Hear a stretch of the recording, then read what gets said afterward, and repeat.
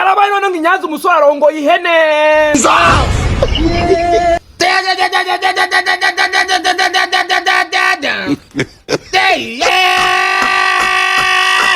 hari abantu bamenyekana kubera amafaranga bafite, abandi bakamenyekana kubera ibyo batunze, abandi bakamenyekana kubera impano bavukanye, ariko hari n'abatangira bafite bike cyane bakagira inzozi nini kurusha ubushobozi bafite, maze bakagenda bazamuka buhoro buhoro bagakora byose bakihiringa kugeza ubwo umunsi umwe amazina yabo aba ikimenyetso cy'ubwitange, ubutwari n'imbaraga. Mu Rwanda rw'iki gihe hari amazina yagiye afata umwanya wihariye mu bitwenge byo ku mbuga nkoranyambaga. Uko biri kose niba ukoresha imbuga nkoranyambaga nta kuntu waba utazaba abasore.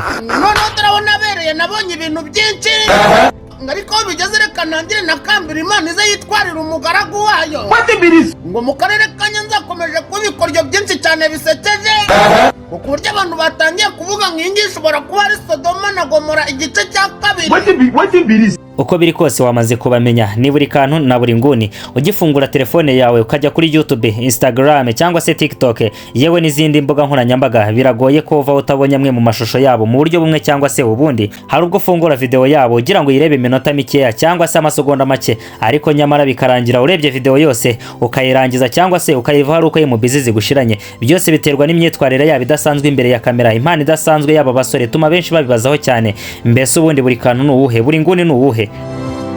Nanjye ntarabamenya, nabaje inshuti yanjye ntise ubundi Burikantu n'uwuhe muri aba. No karansubiza ati Burikantu n'uriye buri kumwe na Buringuni. Byarangiye mu by'ukuri ntamenye ngo Burikantu n'uwuhe, Buringuni n'uwuhe. Ese Burikantu na Buringuni bamenyekanye bate? Niki cyatumye bahitamo gutangaza amakuru ariko mu buryo bwa comedy cyangwa se mu buryo busetsa? Ni izihe mbogamizi bahuye nazo mbere yuko abantu babamenya? Mbese ni gute ibyo batangiye bikino byaje guhinduka umwuga, business ndetse n'izina rifite agaciro ku mbuga nkoranyambaga kugeza uyu munsi? Ariko mbere yuko dusubiza ibibazo, reka dufata akanya gato turebe ibyo abantu benshi babona. Burikantu na Buringuni bafite audience nini kandi ikomeye mu Rwanda, aho bakuru urubuga rwa YouTube bakurikirwa n'abasaga ibihumbi 350 n'abahanzi n'abakomediye bagaragara mu bikorwa by'imyidagaduro bitandukanye. Igitangaje kurushaho ni impano idasanzwe bafite yo kwamamaza, kandi bagiye no kwagurira ibikorwa byabo mu muziki ndetse no gukina filime. Ubundi ibi byose byatangiye bite? Byatangiye ryari? Byaje gute? Igitekerezo cyo gukina filime ndetse n'ibindi byose bakora byaje gute? Ubundi Burikantu amazina ye nyakuri yitwa Mwitende Karimu, naho Buringuni amazina ye yitwa Iradufasha Ale Marcel. Aba bombi babaye inshuti z'ibihe byose, bagize duo cyangwa se imikoranire yamenyekanye cyane binyuze kuri internet. Umuyoboro wabo wa YouTube watangiye mu ntangiriro z'ibihumbi 2022 mu gihe social media yari imaze kuba urubuga rukomeye cyane mu Rwanda. Nibwo impano y'akataraboneka yagaragaye, nibwo biyeretse isi bwa mbere, maze baragenda bakundwa n'abanyarwanda koko igihugu cyose kirabamenya kubera imyitwarire yabo imbere ya kamera. Aha niho umuntu ashobora gutangira kumva neza imbaraga za digitale. Ntukeneye gutegereza kugira ngo uzagere kuri televiziyo hanyuma ubone kubaka audience. Burikantu na Buringuni ntibubatse izina ryabo mu ijoro rimwe, nta munsi bigeze babyuka ngo basange igihugu cyose kibazi. Hari igihe babayeho mu buzima bugoye, byasabye gukora cyane buri munsi bagahozaho umuhate n'umurava, nibyo byatumye bageraho bari uyu munsi. Ariko mbere yuko bagera kuri uru rwego hari byinshi byabaye. Hari ubuzima bwabo bwo hambere, hari ibihe byabagerageje, hari inzozi, hari imbogamizi, hari amahirwe, hari abantu bagize uruhare mu rugendo rwabo, ndetse yewe hari n'ibintu byinshi byinshi nyuma ya kamera. N'urugendo rurerure ariko rwageze ku ntsinzi y'ibihe byose, kuko abantu benshi bareba umusaruro ariko bake nibo bibaza ku rugendo rwabo banjirije. Abantu babona umunyarwenya aseka kuri kamera ariko ntibibaze niba nawe yarigeze kugira ibihe bitamusekeje. Nabo bagira ibihe by'umwijima, ibihe bibagora. Hari igihe abantu bafatirana ubwamamare bwabo bagashaka kubukoresha mu nyungu zabo bwite. Aha Burikantu agahinda karamurenze ubwo yasobanuraga ukuntu yafunzwe kandi ari we cyizere cy'umuryango we. Baratunaniza mwana, baratunaniza. Ako ikintu cyonyine man kizagumya kibatungura ni uburyo mutunaniza tugagumiza tukabikora kandi barusha kubaho neza mwana. Baratunaniza bo baniga bana njye mani mvunikira umumere nabivuze mwana.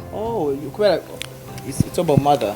Ni nacyo kintu nsaba Imana, nkabwira Imana ati Imana abo baniga bandwaniriye nta kintu bafite. Birya njya ku ishuri bagurishije bagasigara barya ubusa. Man nshaka kurwana n'ibi bintu nkareba ko hari ikintu nabakorera man. Nubu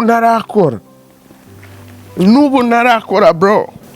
Niba nkunja umuntu avuga ati niwe cyizere cy'umuryango. Ni njyewe. Muri famille man ndi wabikoze nkanjye. Ni njyewe. njye wishura amashuri kaminuza amapirimeri n'amasogonderi njye wishyura abahinzi ababyeyi banjye barashaje ninjye byose ninjye ukabura mfunze mani kugurya ibara ubugurya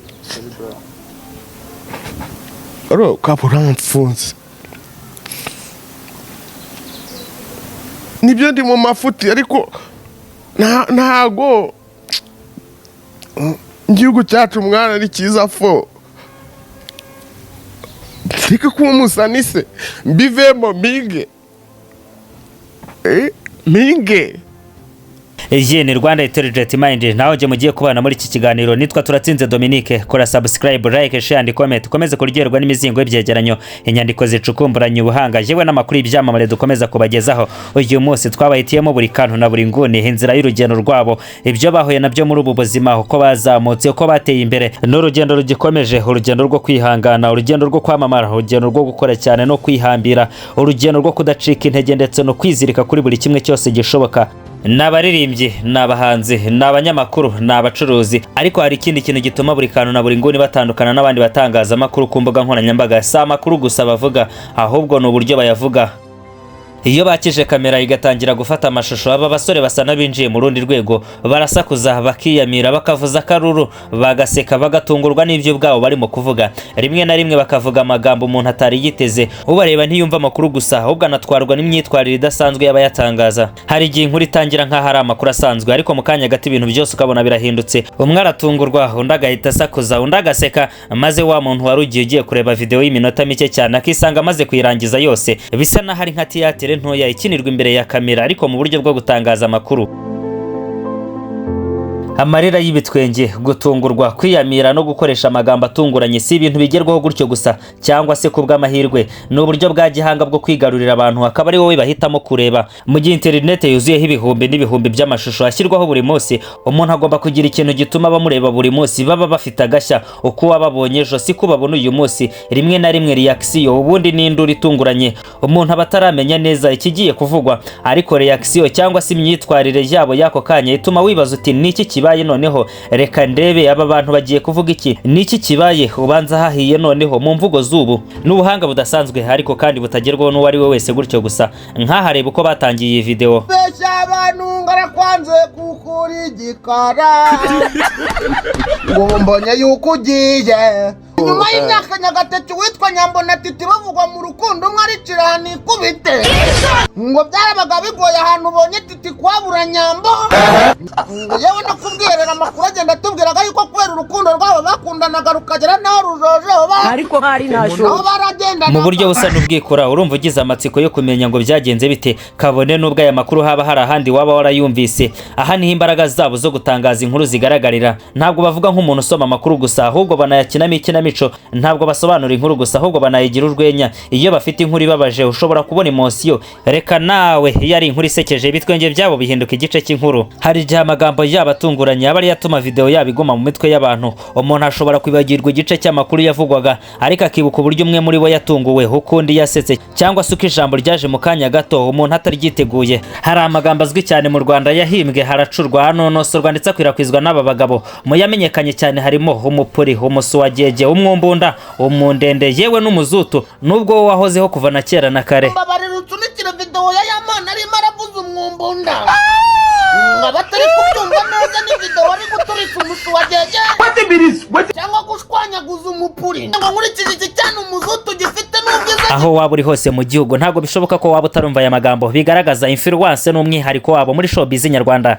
Mu myidagaduro abantu ntibibuka gusa ibyo bababwiye, bibuka n'uburyo batumye babyumva, bakabisobanukirwa bitewe n'ibimenyetso cyangwa se byitwa mu ndimi z'amahanga body gestures skills. Ubu buryo kandi butuma bagirana umubano udasanzwe n'abakunzi babo biyemeje kubakurikirana umunsi ku munsi, kuko baba bumva batari kureba abanyamakuru bari ahantu kure, ahubwo kari nkaho baba bari kumwe n'abantu bazi neza, bababwira ibigezweho mu buryo busanzwe kandi bushimishije. Kuko iyo umwe atunguwe nawe uratungurwa, iyo baseka nawe ubwawe wisanga urimo guseka, iyo basakuje ushobora kwisanga nawe ubwawe urimo wivugisha utari ko se ubundi ibi ni ibiki. Hari igihe umuntu akora cyane ashaka ko izina rye rimenyekana ariko ntamenye ko umunsi rizaba ikimenya bose bizaba intandaro y'ibyago bishobora kuzamugwirira mu buryo bumwe cyangwa se ubundi nawe ubwatazi. Kandi uko urumuri rw'ibyamamare rugenda rurushaho kubamurikira niko ubuzima bwabo bugenda burushaho kuba ikimenya bose kandi bukarebwa n'abantu benshi, haba abanzi cyangwa se abakunzi, kuko kuba icyamamare ari nko kujya hejuru ku musozi. Iyo ugeze ku gasongero abantu benshi barakubona, ariko nawo haba umuyaga n'imbeho nyinshi. Muri Nyakanga mu 2025 Burikantu nawe uwo muyaga wahindutse ikigeragezo gikomeye. Kuri itariki 20 Nyakanga mwitenda Budurukarimu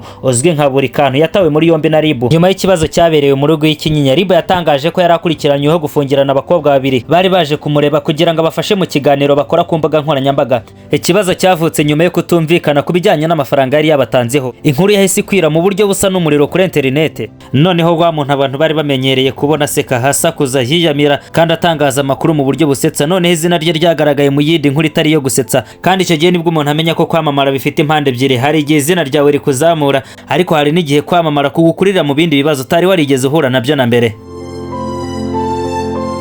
Ariko nubwo abantu batandukanye bashobora kugira ibyo bavuga, ibyemejwe n'inzego nuko igihe yarakurikiranyweho gufungirana umuntu ntiyari yagahamwe n'icyaha. Nyuma y'iminsi mike Burikantu yararekuye maze asubira mu buzima busanzwe, ariko ibyabaye byasize isomo rikomeye. Gukundwa n'abantu benshi ni amahirwe, ariko ni n'inshingano. Iyo abantu ibihumbi cyangwa za miliyoni bakuzi, buri ntambwe ushobora gutera ishobora guhinduka inkuru. Kandi ku muntu wubatse izina akoresheje amakuru, urwenya ndetse na kamera, hari igihe kamera ubwayo ihinduka nk'indorerwamo ikakwereka ko urugendo rwo kuba icyamamare atari urw'ubwitange gusa, ahubwo ko ruba rufite n'ibihe bidasanzwe kandi bisaba kwitonda ndetse no kubazwa ibyo ukora.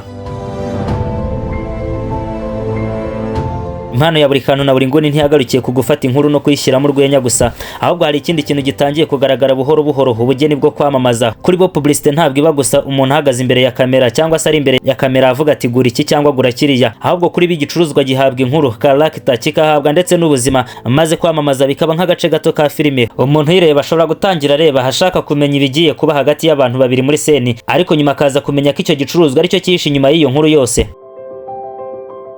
Ubu ni uburyo bwabahaye umwihariko kuko bafite ubushobozi bwo guhuza filime, urwenya ndetse no kwamamaza mu gihe gito cyane. Icyo bamamaza, imyitwarire yabo, imvugo no gusetsa bisanzwe bigaragara muri content yabo, bituma abantu batabyumva nk'itangazo risanzwe hagati muri video, ahubwo babikurikirana nk'ibindi bice by'imyidagaduro abantu basanzwe bakurikirana ahubwo ku buryo budasanzwe. Ubu ni uburyo bwagiye butuma bamwe mu bantu babakurikiranaga bareba video zabo nk'imyidagaduro, bigatuma ibyo bamamaza bigera ku bantu benshi mu gihe gito kandi ku buryo bworoshye. Urugero rwiza ni Kigali Kilipa Zone, aho Burikantu na Buringuni nka bamwe mu brand ambassadors babo mu bijyanye cyane no kumurika imicongo cyangwa se ibyitwa hair styles.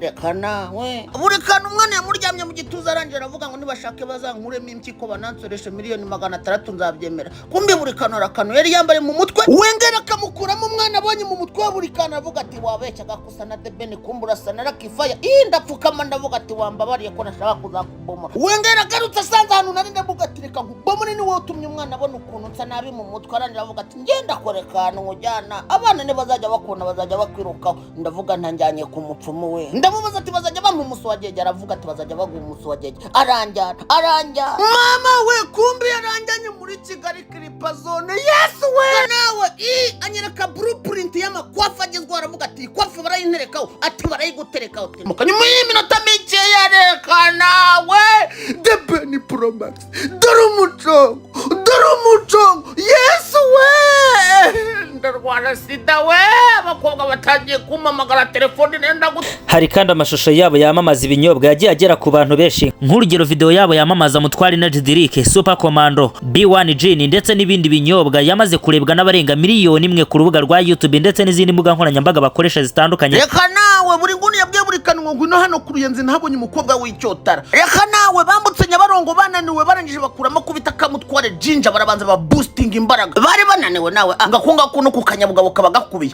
barakirenza bamaze kukirenza bakubita mawu bagisoma kuri Mutware bahise bagira umuvuduko nk'ingeregere put the flash Cesar bageze. Buringuni aravuga ngo hari ikintu mbonye. Burikantu aravuga ati nicyo magarikirije ko nshaka kwirebera umwana, ngo umwana nakugeraga n'uriya. Burikantu aravuga ati uriya ntadere murimo wawe. Buringuni ati nuko utarasoma kuri Mutware Energy Drink, umukobwa wasaga na Joyeza ahinduka nka Mutesi Jolly, nsomye kuri Mutware Esitera ahinduka Pamela. Mama we teza amafri reka nawe baze ko nsomye nkabona umwana atangiye kugira nyashinga za Pamela buri nguni asomye ahita avuga ati mani mutware ishobora gutuma wa mwana utakunda guhita umukunda buri nguni asomye kuri mutware wa Esitera hinduka jori mama we Esitera kibutse Burikantu na Buringuni wari kumbaho babwakiye Burikantu yakomeje kureba Esitera umwe yibona ari The Ben undi ari Pamela bakoze ubukwe kumbe Burikantu yasabwira Buringuni ati tugende umugeni wanjye namubonye bamugeze uruhande kubera ubwoba Burikantu ati ni wowe umutereta Buringuni ati ni wowe umutereta undi ati ni uyu se cyangwa n'uyu nguyu Burikantu ati Buringuni ugenda utete Buringuni atera imitoma baramwibwira ati genda iyo ndikora Burikantu ati banyita The Ben Pro Max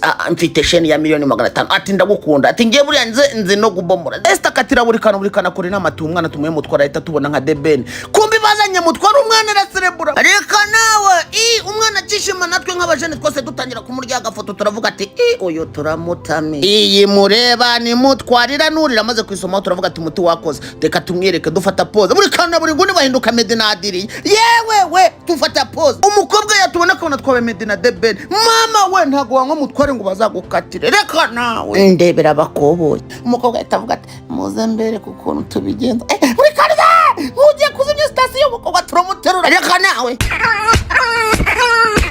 Burikantu na Buringuni bafite ubuhanga budasanzwe haba mu gukina filime kwamamaza ubona ko content yabo atari yo gutera ibitwenge gusa ahubwo ko jana nabaye igikoresho cy'ubucuruzi bafata igicuruzwa bakagishakira inkuru hanyuma bakayikina nka filime bagafata ubutumwa bwa brand bakabwambika umwenda w'urwenya kandi iyo ureba video mbere yo kumenya ko ari publicity abo baba bamaze gutsinda kimwe mu bibazo bikomeye byo kwamamaza gufata attention y'umuntu utabanje kumusaba kureba publicity uretse comedy na content creation bagaragaye no mu gukina filime harimo nka Revenge ndetse banahatanira icyiciro cya Best Acting Comedian muri Inganje Awards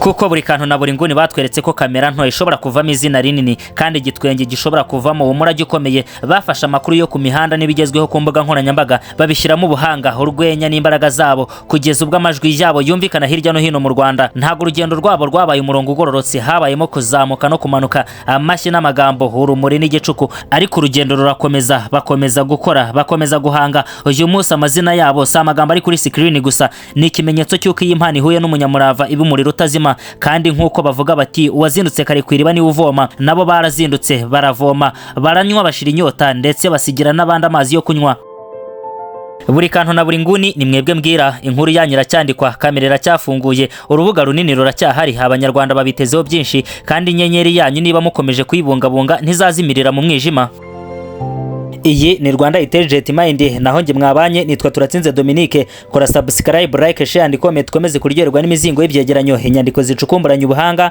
yewe n'amakuru y'ibyamamare dukomeza kubagezaho